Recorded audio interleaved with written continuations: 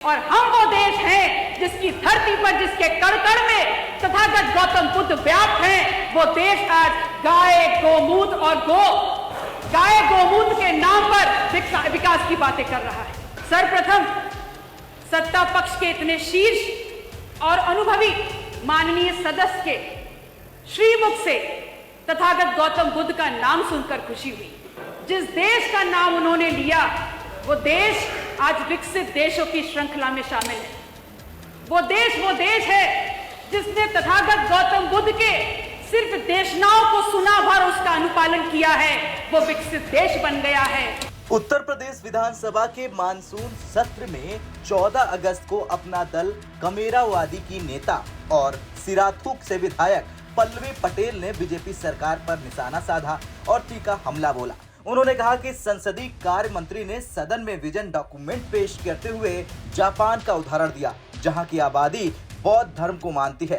पल्लवी पटेल ने तंज कसते हुए कहा कि जापान, जो आज विकसित देशों की कतार में है, उसने गौतम बुद्ध के विचारों को अपनाकर प्रगति की। वहीं भारत, जिसकी धरती से भगवान बुद्ध का संदेश दुनिया में फैला, आज विकास की चर्चा गौमूत्र के नाम पर कर रहा है। उन्होंने आरोप लगाया कि बीजेपी सरकार विकास और विजन को आगे बढ़ाने की बजाय उसमें रुकावट डाल रही है। उनके मुताबिक वैज्ञानिक सोच ही देश को प्रगति की राह पर ले जा सकती है और भारत के विकास की असली परिभाषा गौतम बुद्ध, ज्योतिबा फुले और बाबा साहब भीमराव अंबेडकर के विचारों से बड़ी नहीं हो सकती। लेकिन केंद्र और प्रदेश की बीजेपी सरकार इन महान पुरुषों के विजन पर आधारित कोई ठोस विकास मसौदा तैयार करने में विफल रही है। पल्लवी पटेल ने आगे कहा कि वे ऐसे भारत की कल्पना करती हैं जहां अंतिम पायदान पर खड़े व्यक्ति तक विकास पहुंचे और सामाजिक भेदभाव से ऊपर उठकर हर नागरिक देश के संसाधनों का बराबरी से उपयोग कर सके। शिक्षा को देश का सबसे बड़ा स्तंभ बताते हुए उन्होंने सरकार पर निशाना साधा। उनके मुताबिक संविधान में वर्णित शिक्षा के अधिकार को कमजोर करते हुए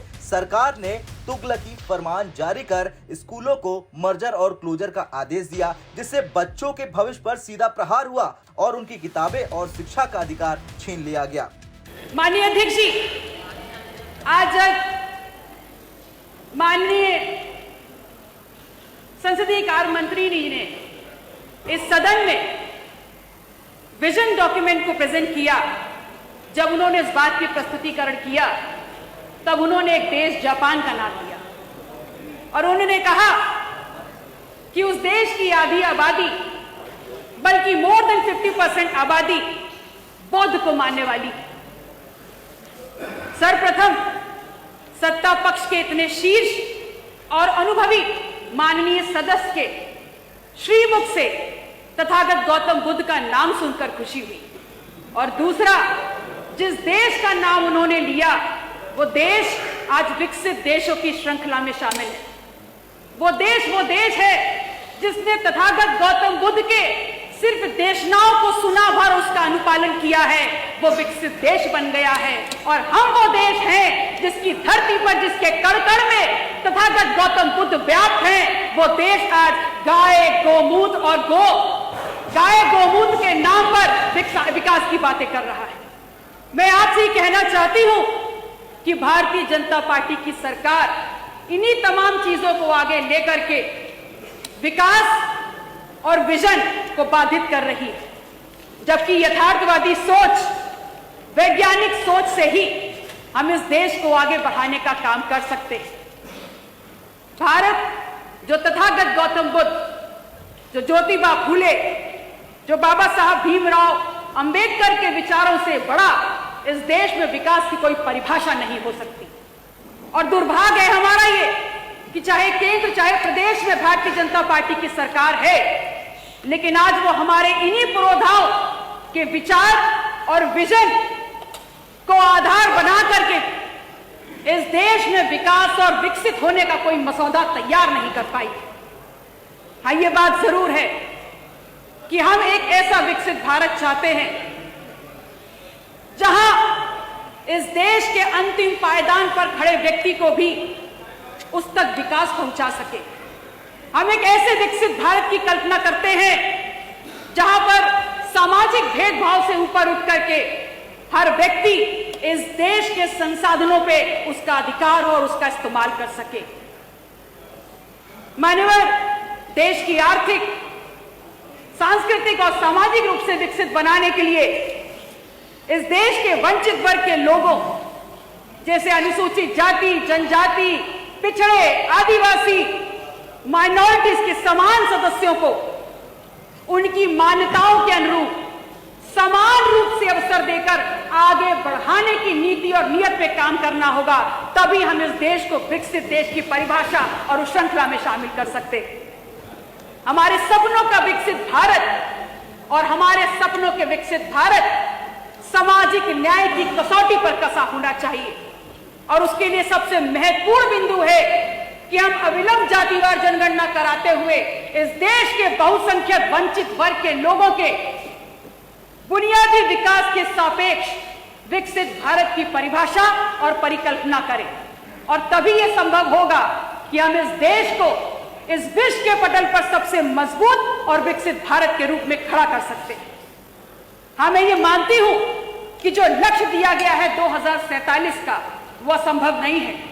उसको हासिल किया जा सकता है, लेकिन हासिल से तभी किया जा सकता है जब जिस विकास की बात हम कर रहे हैं वो विकास ऐसा हो जो सबको एक साथ उन्नति देने वाला, और जिसकी तरफ अगर हमको बढ़ना है तो हमको जातिवार जनगणना कराते हुए इस बात को स्थापित करना है कि जिस समाज की हो जितनी संख्या भारी उस समाज की हो उसकी हिस्सेदारी, और जिस समाज की हो जितनी हिस्सेदारी विकास में हो उसकी फिर जिम्मेदारी। ये वो कदम होगा जो इस देश में सामाजिक न्याय को स्थापित करने का काम करेगा, और सामाजिक न्याय जो इस देश की संविधान की परिकल्पना है, जो इस देश की संविधान का आधार है, उसकी नींव इस देश में दो स्तंभों पर रखी गई है। एक स्तंभ है शिक्षा और दूसरा स्तंभ है रोजगार। लेकिन इस देश में चाहे प्रदेश की सरकार हो चाहे भारतीय जनता पार्टी की केंद्र की सरकार हो, आप लोगों ने तमाम सरकारी संस्थानों को बंद करके ये हवाला देते हुए कि घाटे का सौदा है, आपने बंद करके इस प्रदेश और इस देश के युवाओं को किसी काबिल नहीं छोड़ा है। ये सिर्फ इसलिए किया गया है, ये तमाम कवायद सिर्फ इसलिए है कि सामाजिक न्याय को स्थापित करने के लिए आरक्षण के नाम का जो ठोस कदम उठाना चाहिए था, सिर्फ आपको वंचित समाज को वो आरक्षण ना देना पड़े, वो आरक्षण ना देना पड़े, इसलिए आपने आज आरक्षण के इस मजबूत कदम को 10% EWS का रिजर्वेशन देकर के गरीबी उन्मूलन कार्यक्रम में परिवर्तित कर दिया है। मैं आपसे कहना चाहती हूं कि आपने तमाम नौकरियां खत्म कर दी, तो आज इस प्रदेश का युवा जो नौकरी करने की बात जोड़ रहा था, वो आज इस देश में सरकारी नौकरियों के जो आवेदन पत्र आते हैं उसको भरने के नाम पे इस देश का जो राजस्व है उसकी बढ़ोतरी का एकमात्र सबसे बड़ा सूत्रधार बनकर रह गया है। इससे बेहतर भविष्य की कल्पना आप नहीं कर सकते थे। मैं आपसे कहना चाहती हूं कि इस देश का स्तंभ है शिक्षा, वो स्तंभ है जो इस संविधान में वर्णित है, लेकिन आपने अपने तुगलकी फरमान के द्वारा जो परिषदीय स्कूल को मर्जर और क्लोजर करने का एक अध्यादेश, एक ऑर्डर पास कर दिया, उसके बाद आपने इस देश के बच्चों की किताबें और उनके हाथों की लकीरों, उनके हाथों से भविष्य छीनने का काम कर दिया है। और आप बात करते हैं विजन 2047 की, आप बात करते हैं विकसित भारत बनाने की। मैं आपसे कहना चाहती हूं कि हम उत्तर प्रदेश हैं, वो प्रदेश जो इस देश की ग्रोथ डिसाइड करता है। हम वो प्रदेश है जो इस देश की ग्रोथ ड्राइव है। हम वो प्रदेश है जिसके पास इस देश का सबसे बड़ा युवा होने का गौरव हासिल है। हम वो प्रदेश है जो इस देश की सबसे ज्यादा GDP में योगदान करता है। हम वो प्रदेश है जिसके राजनीतिक गलियारों से होकर के दिल्ली की सत्ता स्थापित होती है, और उसके बाद भी आजादी के अमृत काल में आज उत्तर प्रदेश विकसित होने पर चर्चा कर रहा है, जबकि महाराष्ट्र, केरला, कर्नाटका, हरियाणा जैसे तमाम राज्य हैं। अगर हमने अपनी किसी राजनीतिक उद्देश्य ये बात की गई कि पूर्ववर्ती सरकारों के पास कोई राजनीतिक इच्छा शक्ति नहीं थी, माननीय अध्यक्ष जी मैं ये तो नहीं जानती इच्छा शक्ति थी कि नहीं थी, लेकिन मैं ये जरूर कहूंगी कि अगर हमने अपनी किसी भी राजनीतिक उद्देश्य की पूर्ति के लिए किसी भी सामाजिक समूह के साथ भेदभाव किया, शोषण किया, पहचान देखकर दमन किया, तो विकसित प्रदेश बनाने के बारे में सोच, जो इस सोच को भी एक धोखा, एक छलावा है, क्योंकि समानता के जिस आधार पर डॉक्टर राम मनोहर लोहिया, जगदेव प्रसाद कुशवाहा ना लिखा जाएगा बंद को। चलिए, लखनऊ से अंकित मिश्रा की रिपोर्ट, यूपी तक।